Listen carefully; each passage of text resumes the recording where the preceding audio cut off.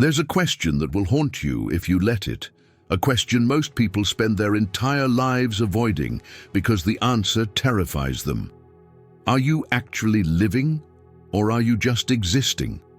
Are you awake, present, engaged with the miracle of being alive? Or are you sleepwalking through your days, going through the motions, waiting for something that never comes? Look at your last year, not the highlights you posted online, the actual days, the mornings you dragged yourself out of bed without purpose, the evenings you numbed yourself with screens because feeling nothing was easier than feeling something. The conversations you had on autopilot, the meals you ate without tasting, the sunsets you missed because you were scrolling through photos of other people's sunsets. Be honest with yourself. How many days of the last year do you actually remember? How many moments were you fully present for? How many experiences did you actually live rather than just pass through? If you're like most people, the answer is sobering. Weeks blurred together, months disappeared without leaving a trace. You were there, technically, but you weren't really there.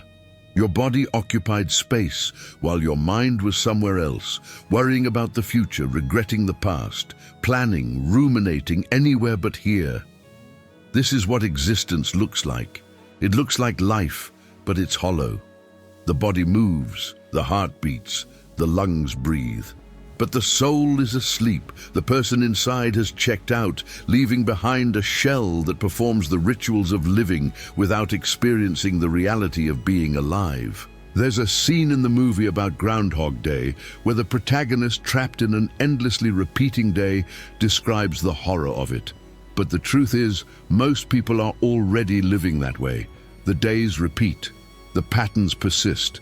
Nothing changes because nothing is experienced deeply enough to create change. The sleep continues, day after day, year after year, until it doesn't, until it's too late. The Stoics had a word for this. They called it being asleep while awake. Marcus Aurelius wrote about people who go through life as if in a dream, present in body but absent in spirit. Seneca warned that most people don't live their lives, they merely pass through them. Epictetus taught that the unexamined life isn't just not worth living, it's barely living at all. A new year has arrived, not just a change of calendar, but an opportunity for genuine awakening. Not the superficial awakening of resolutions you'll abandon by February, but the deep awakening that transforms how you experience every moment. The kind of awakening that makes you actually alive, not just technically not dead. This video is your wake-up call. Not gentle encouragement, not soft motivation, a wake-up call because you've been asleep long enough and the cost of staying asleep is your one and only life. What does it mean to be asleep while awake? It means going through your days without really being present for them. It means having experiences without actually experiencing them. It means existing in time without living in the moment. It means arriving at the end of your life and realizing you weren't there for most of it. This kind of sleep is insidious because it doesn't feel like sleep. You're active, busy, engaged with various tasks and responsibilities. From the outside, your life might look full. But from the inside, there's an emptiness, a hollowness, a sense that something essential is missing even if you can't name what it is. Before we continue, write in the comments, "This year, I choose to live, not just exist." This is your declaration. Say it out loud as you type it. Feel what those words mean. You're drawing a line. Everything before was existence. Everything after is life. Let's begin. The first thing you must understand is the difference between existing and living. Existing is biological. Your body maintains itself. Cells divide, organs function, systems operate. You wake, work, eat, sleep, repeat. The days accumulate into weeks, the weeks into months, the months into years, and suddenly you're older, but you're not wiser. You've aged, but you haven't grown. You've survived, but you haven't thrived. Living is something else entirely. Living is conscious engagement with experience. It's being present to the texture of your days, the weight of your choices, the depth of your relationships. It's feeling the full range of human emotion, not just the comfortable ones. It's taking risks that matter, failing at things worth failing at, succeeding at things that actually mean something to you. The difference isn't in what you do. Two people can have the same job, the same routine, the same external circumstances. One is merely existing. The other is fully alive. The difference is internal. It's about presence, intention, and engagement. It's about whether you're here, really here, or whether you've mentally vacated your own life. You can see this difference in how people move through the world. The existing person walks without noticing their steps. They eat without tasting. They talk without listening. They look without seeing. There's a glazed quality to their experience, a film of absence that separates them from direct contact with life. The living person is different. They move with awareness. They taste their food. They actually hear what others say. They see the world as if for the first time, even when it's familiar.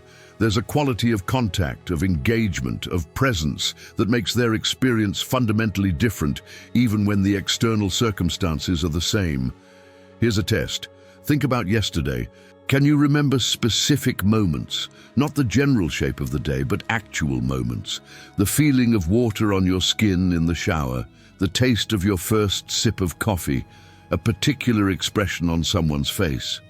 If yesterday is a blur, if it's already faded into the generic mass of days that happened, you weren't living it. You were just getting through it. The Stoics were obsessed with presence because they understood that presence is what separates existence from life. Marcus Aurelius wrote his meditations as a daily practice of waking himself up. Each morning, he would remind himself that today could be his last. Not to create anxiety, but to create intensity. When you know time is finite, when you really know it in your bones, you stop wasting it on autopilot. There's a simple test you can do right now. Think about what you did this morning. Can you remember it in detail? Not the general activities, but the actual experience. The temperature of the water when you washed your face. The specific thoughts that passed through your mind. The texture of your breakfast, the sound of your footsteps. If the morning is already a blur, if it's been absorbed into the generic mass of all your mornings, you weren't present for it. You were there physically, but you had mentally vacated. Your body went through the motions while your mind was elsewhere, probably rehearsing the future or replaying the past. Now multiply this by days, weeks, months, years. How much of your life have you actually been present for? How much has been lost to autopilot, to mental absence, to going through the motions? This is the real tragedy of existence without living. It's not just that you're not happy, it's that you're not even there. You're missing your own life while it happens. Seneca put it starkly, it is not that we have a short time to live, but that we waste a lot of it. Life is long enough, and a sufficiently generous amount has been given to us for the highest achievements if it were all well invested. But when it is wasted in heedless luxury and spent on no good activity, we are forced at last by death's final constraint to realize that it has passed away before we knew it was passing. Read that again. Life is long enough. The problem isn't that you don't have enough time. The problem is that you're not present for the time you have. You're existing through your days instead of living them, and at the end, you'll realize that time didn't fly. You just weren't paying attention. This is what makes the question so urgent. It's not philosophical speculation. It's practical, immediate, personal. Right now, in this moment, are you fully here? Or is part of you already thinking about what you'll do after this video? What you need to accomplish today, what happened yesterday. Presence is that simple and that difficult. Just being here, fully, completely now. If this is hitting home, hit the like button. It tells me you're ready to wake up. The second thing you must understand is why you fell asleep in the first place. No one chooses to merely exist.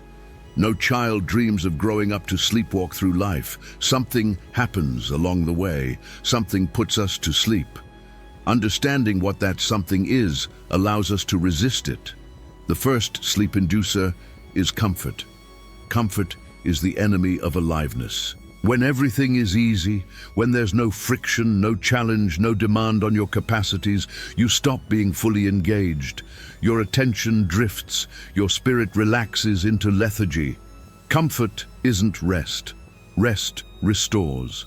Comfort numbs. Think about the times you felt most alive. Were they comfortable? Almost certainly not. They were challenging, uncertain, demanding. They required something from you. That requirement is what woke you up. When something is at stake, you're present. When nothing is at stake, you drift away. The Stoics deliberately sought discomfort. Seneca practiced poverty in the midst of wealth. He would sleep on a hard bed, eat simple food, wear rough clothes, not because he had to, but to stay awake. Comfort hadn't softened him because he regularly reminded himself that comfort isn't necessary. This practice kept him sharp, present, alive. The second sleep inducer is distraction. We live in an age of infinite distraction.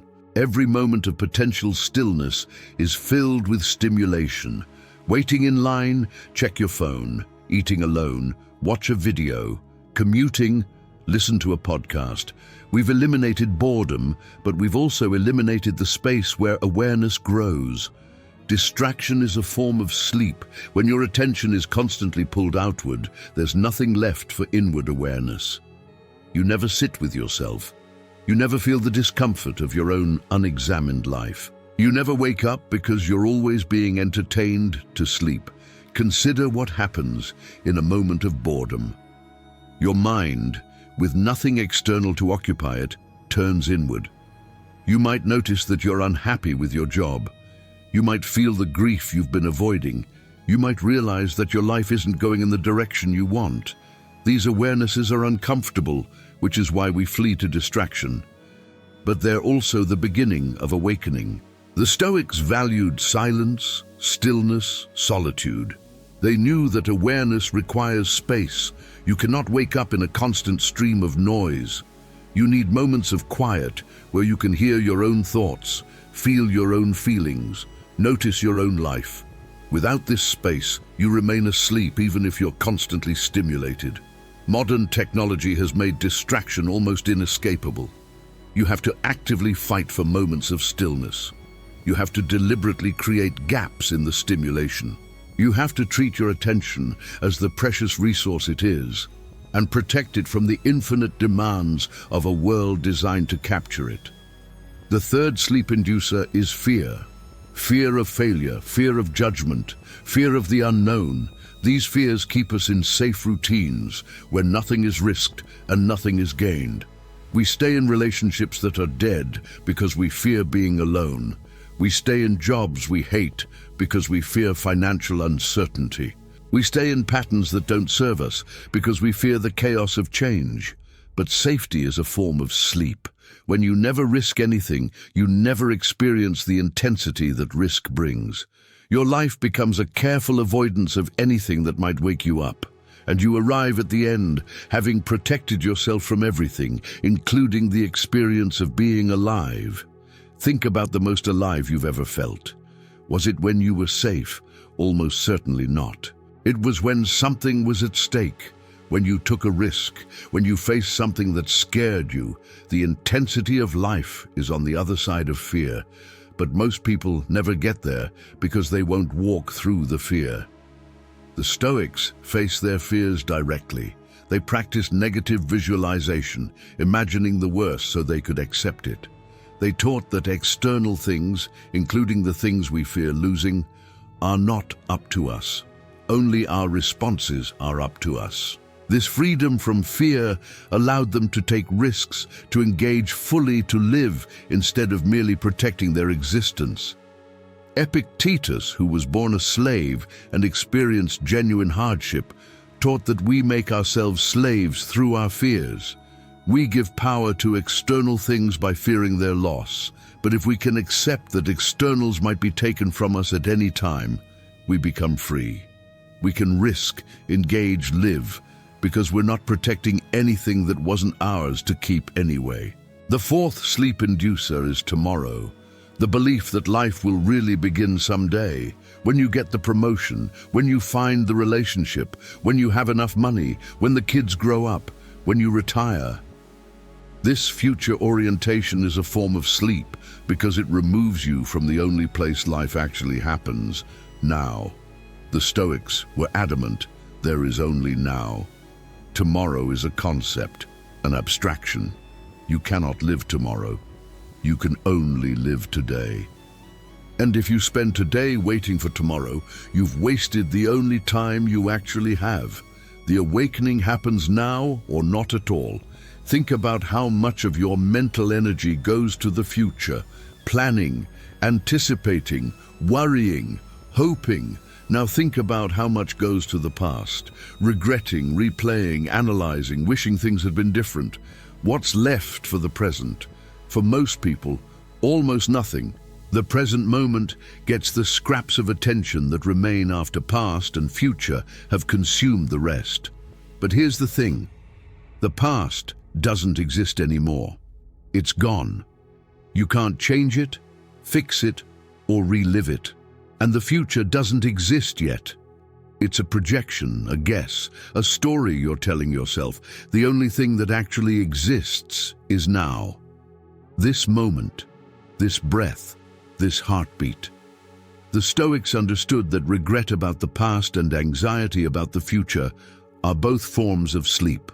They pull you out of the only reality there is, the present, and trap you in unreality. The person caught in regret is missing today because they're stuck in yesterday. The person caught in anxiety is missing today because they're lost in tomorrow. Both are asleep to now.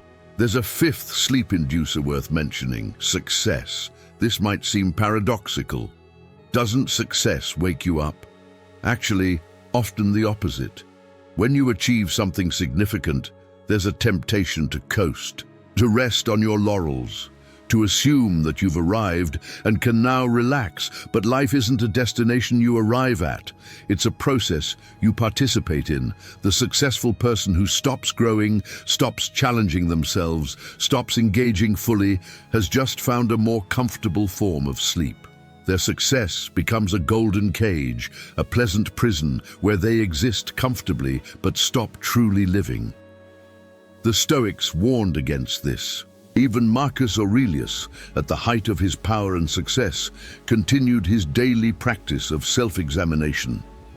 He didn't assume that being emperor meant he'd figured life out. He knew that awakening required constant vigilance, regardless of external achievement. Subscribe to this channel if you're finding value here. We're building a community of people committed to living fully, not just existing comfortably. The third thing you must understand is what being awake actually looks like. It's easy to talk about living versus existing in abstract terms, but what does awakening actually mean in practice? How do you know if you're awake? Being awake means noticing. Noticing the details of your environment, the sensations in your body, the quality of your thoughts. Right now, as you watch this, what else is happening? What sounds are in the background? What does the air feel like on your skin? What emotions are present beneath the surface? If you can't answer these questions, you're not fully awake to this moment. Being awake means feeling, not just the pleasant feelings, but all of them. Grief, fear, anger, loneliness, these are part of being alive. Most people run from these feelings, numbing them with distraction or suppressing them with denial. But the person who only allows themselves to feel good feelings is only half alive. Awakening means opening to the full spectrum of human experience. Being awake means choosing. Most people don't choose their lives. They drift into circumstances and then complain about them. They let other people's expectations define their path. They follow scripts written by family, society, culture. But the awake person chooses consciously. They examine their options, consider their values, and make decisions that align with who they actually want to be. Being awake means engaging, not spectating but participating, not watching life through a screen but living it directly. The awake person doesn't just consume content about experiences, they have experiences. They don't just read about adventures, they go on adventures. They don't just observe relationships, they invest in relationships. Being awake means accepting mortality. This sounds morbid, but it's actually liberating. The person who hasn't accepted that they will die someday isn't fully awake to life. They're living in a fantasy where time is infinite and decisions can always be postponed. But the person who has genuinely accepted mortality lives with an intensity that's impossible otherwise. Every moment matters because there are only so many moments. There's something else that being awake means: taking responsibility. The sleeping person blames circumstances, other people, bad luck. The awake person recognizes that they are the author of their response to whatever happens. They might not control events, but they control their interpretation and reaction. This responsibility is heavy, but it's also the foundation of genuine freedom. The Stoic idea of the dichotomy of control is relevant here. Some things are up to us: our opinions, our impulses, our desires, our aversions, our actions. Other things are not up to us: our body, our reputation, our status, our possessions, everything external. The sleeping person confuses these categories, trying to control the uncontrollable and neglecting what's actually within their power. The awake person sees clearly and focuses their energy where it can actually make a difference. Being awake also means embracing uncertainty. The sleeping person wants guarantees, certainty, the illusion of control. They avoid situations where outcomes are unpredictable, but life is inherently uncertain. To be awake is to accept this uncertainty and engage anyway, not recklessly, but with the understanding that there are no guarantees and that waiting for certainty means never living. Marcus Aurelius practiced memento mori, remembrance of death, as a daily awakening practice.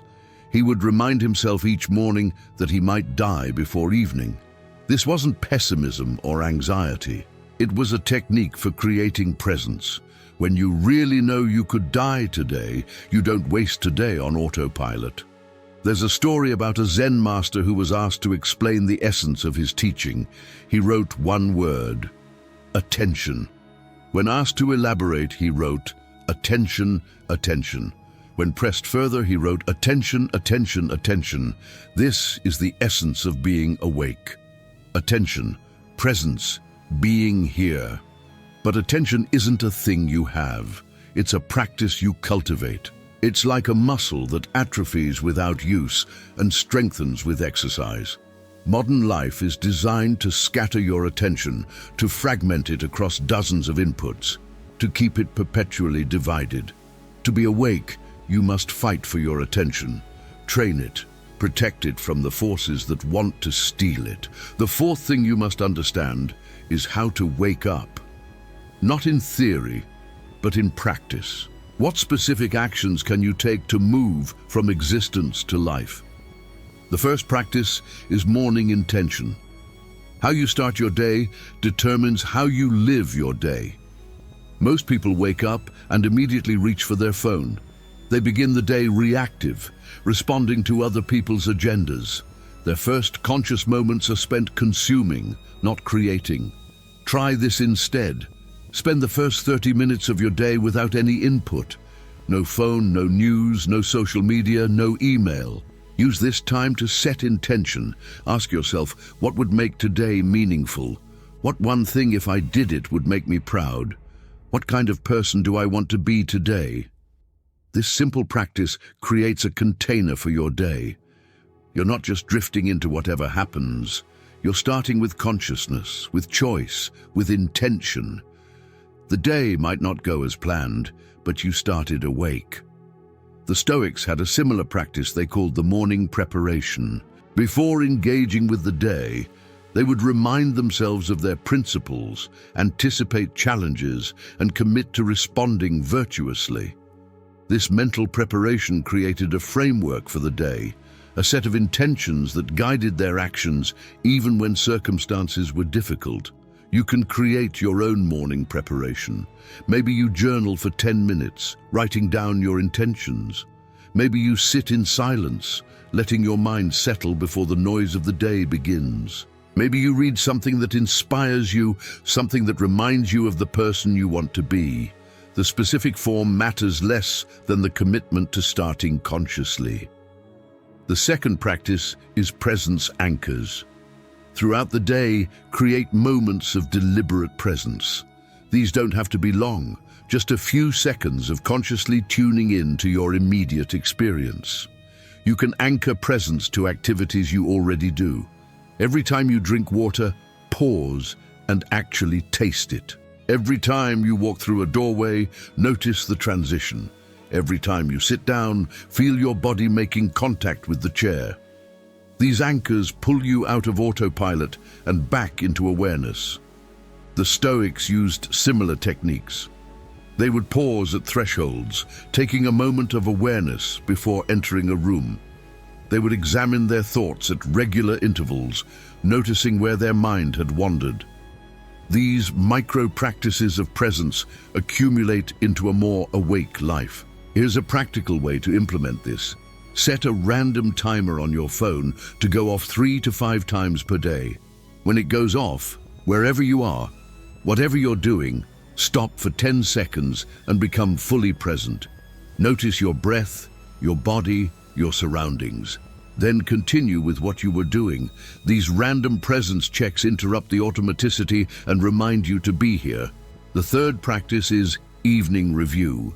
Just as the morning sets intention, the evening creates completion. Before sleep, spend a few minutes reviewing your day, not judging it, just witnessing it. Ask yourself, where was I present today? Where did I slip into autopilot? What did I feel? What did I notice? What am I grateful for? What do I want to do differently tomorrow?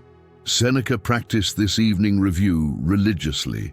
He would examine his day, noting where he had acted well and where he had fallen short. This wasn't self-criticism, it was self-awareness. The practice of looking at your life helps you stay awake to it. There's something powerful about bookending your day with consciousness. You start with intention, end with review. The day becomes a unit of awareness rather than just time that passed. Over weeks and months, this practice transforms your relationship with time itself. You stop wondering where the days went because you were there for them. The fourth practice is deliberate discomfort.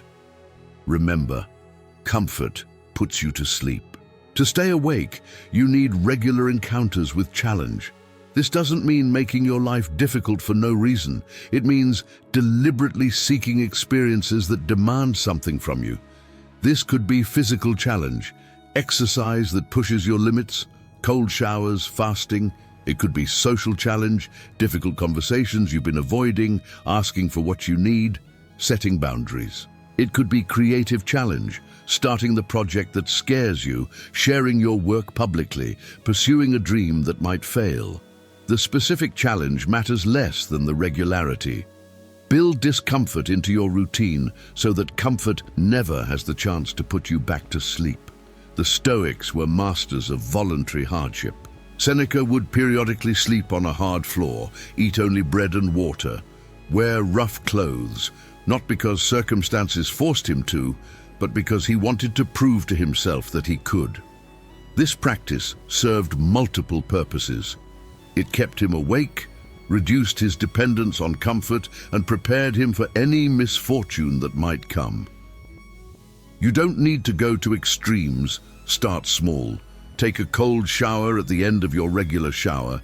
Skip one meal a week. Have that conversation you've been avoiding. Take on a project that might fail publicly. Each of these small discomforts is a mini wake-up call, interrupting the drift toward comfortable numbness. There's also value in varied discomfort. If you only challenge yourself physically, you might be awake in that domain, but asleep in others. Challenge yourself in different ways: physically, socially, intellectually, creatively, spiritually.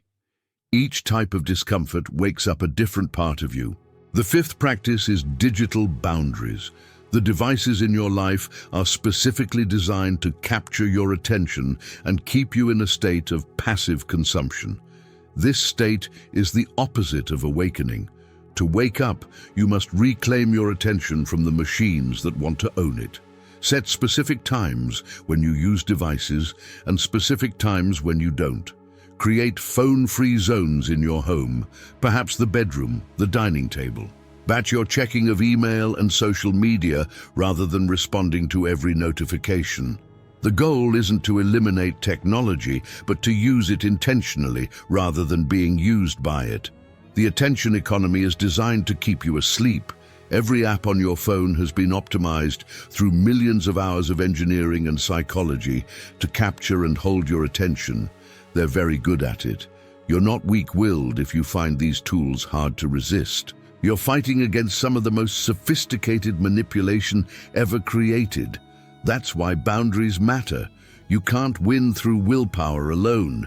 You need structural protections. Turn off notifications. Put your phone in another room during focused work. Set app limits. Use website blockers. These tools level the playing field, giving you a chance against algorithms designed to keep you scrolling.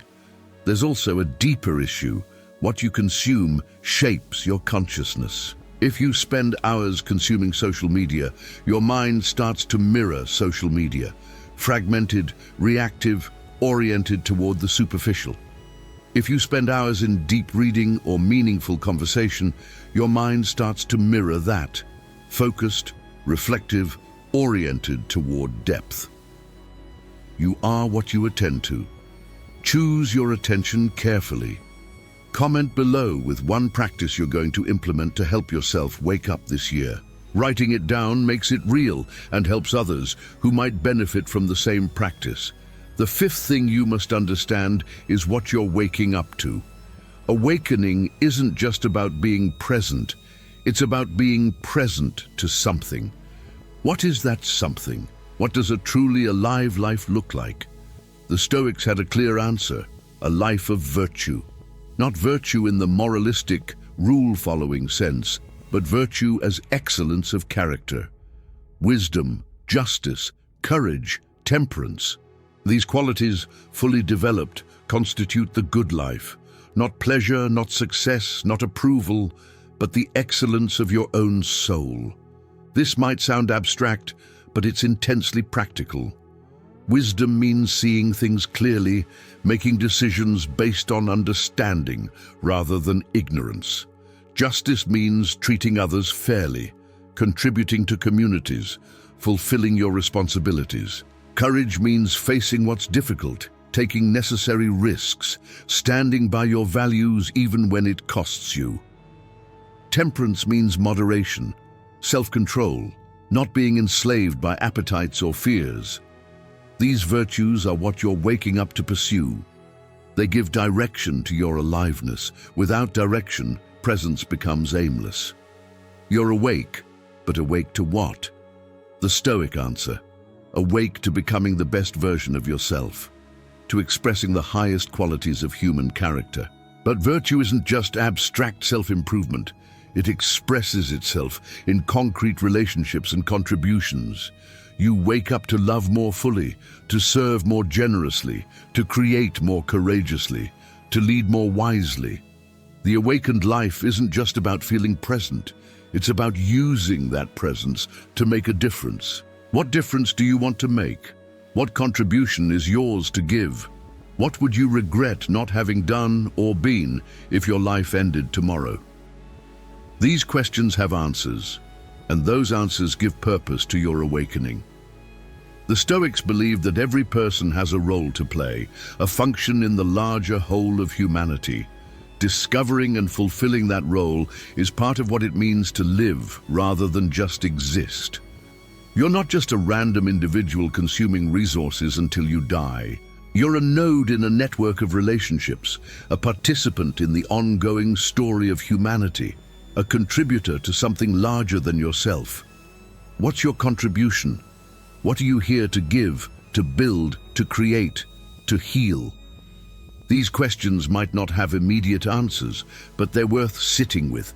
They're the questions that transform aimless presence into purposeful living. There's also the matter of relationships. So much of existence mode involves treating relationships on autopilot. You interact with the same people in the same ways, day after day, without ever really seeing them.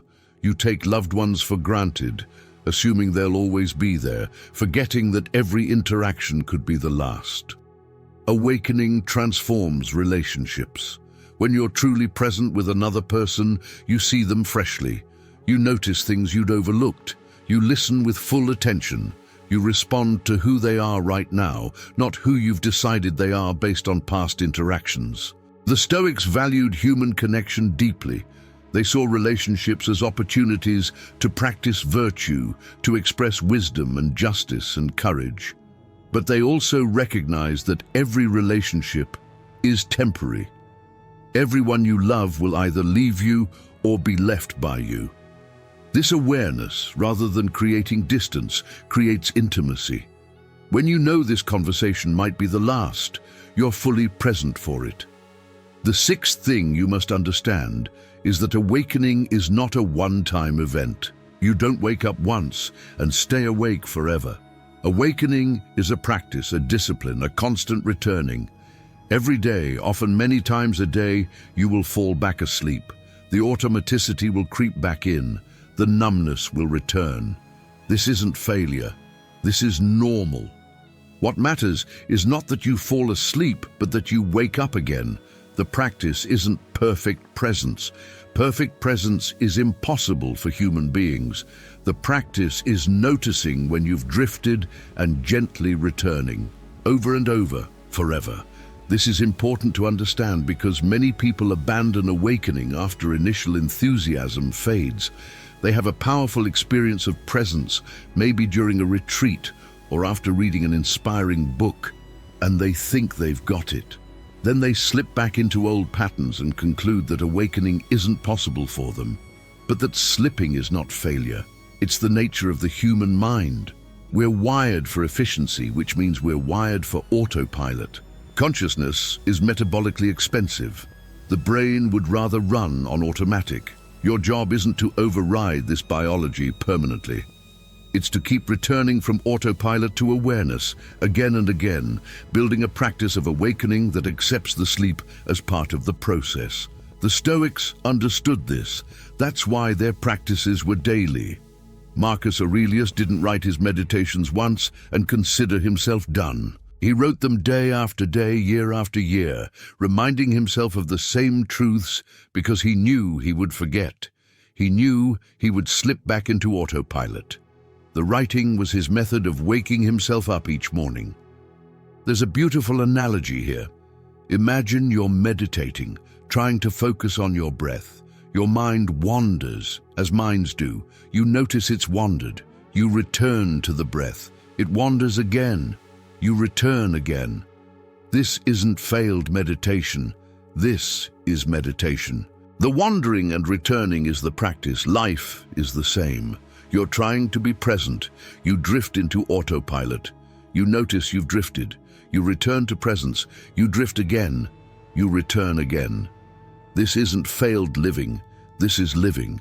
The drifting and returning is the practice. This means you need patience with yourself. You will forget everything in this video. You will fall back into existence mode. You will waste days, maybe weeks on autopilot. When this happens, don't despair. Don't conclude that awakening is impossible for you. Just wake up again. Start again. Return to the practice. Each time you wake up after falling asleep, you're building a capacity. The capacity to notice, the capacity to return. This capacity, built over years, creates a life that's fundamentally more awake, even if it's never perfectly awake. The goal isn't perfection.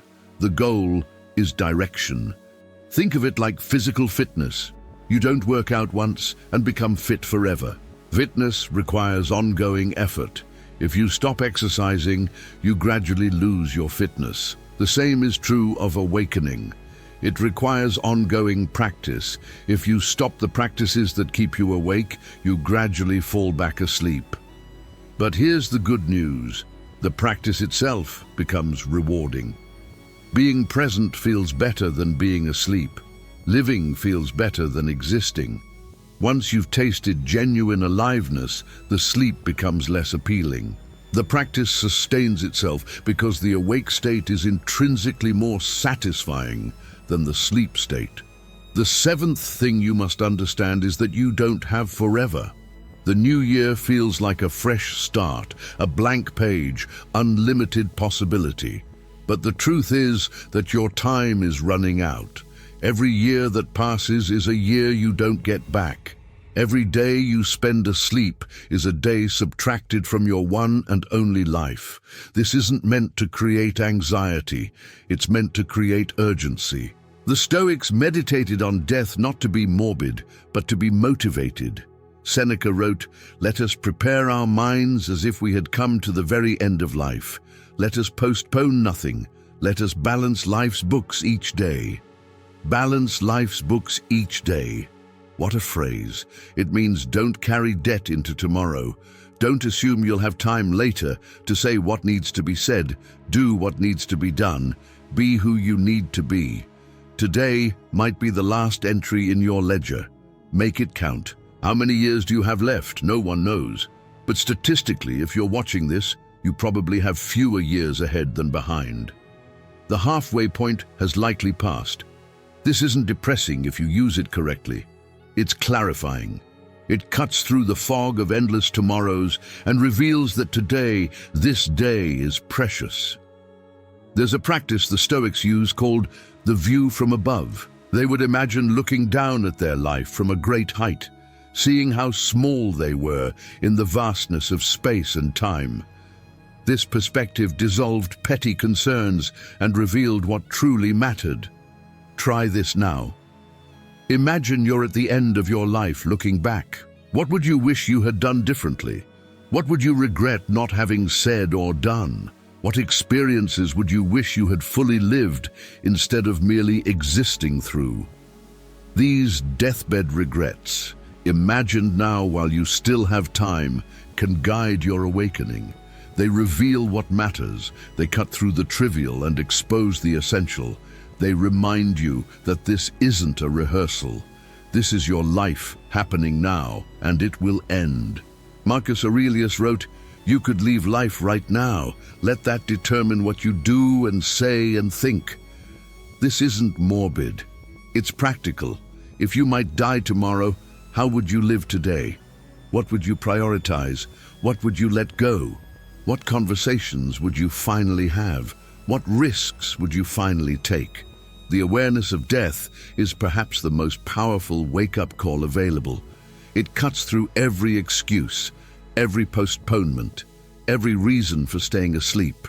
If you really knew deep in your bones that your time was limited and uncertain, you couldn't waste it on autopilot. You couldn't sleepwalk through your days. You would have to live. What are you going to do with it? Exist or live? Let me bring this all together. You have a choice. Right now, in this moment, you have a choice. You can close this video and go back to sleep. Go back to the comfortable numbness, the distracted haze, the safe routines of mere existence. No one will stop you. Most people make this choice, and they arrive at the end having missed their own lives. Or you can wake up, really wake up. Not just feel inspired for an hour and then forget, but commit to the daily practice of consciousness. Start your mornings with intention. Anchor your presence throughout the day. Review your evenings with honesty. Seek discomfort deliberately. Reclaim your attention from the machines. Pursue virtue, not just pleasure. Remember death, not to fear it, but to let it illuminate the preciousness of life. Here's a summary of the practices we've discussed. Morning intention. Start each day with 30 minutes of no input, setting conscious intentions for who you want to be and what you want to accomplish. Presence anchors. Use routine activities like drinking water, walking through doorways, and sitting down as triggers for momentary awareness. Random presence checks. Set timers throughout the day to interrupt autopilot and return to full presence for a few seconds. Evening review. Before sleep, witness your day without judgment, noting where you were present and where you drifted. Deliberate discomfort. Regularly seek experiences that challenge you physically, socially, or creatively to prevent comfort from putting you to sleep. Digital boundaries. Set specific times and places for device use, protecting your attention from the technologies designed to capture it. Memento mori. Regularly remind yourself that you will die, using this awareness to create urgency and cut through postponement. The view from above. Periodically imagine looking at your life from a great distance, seeing what truly matters and what is merely noise. These practices aren't complicated. They don't require special equipment or training. They just require commitment. The commitment to stop merely existing and start actually living. The new year is here, but new years come every year. What makes this one different? Only you can answer that.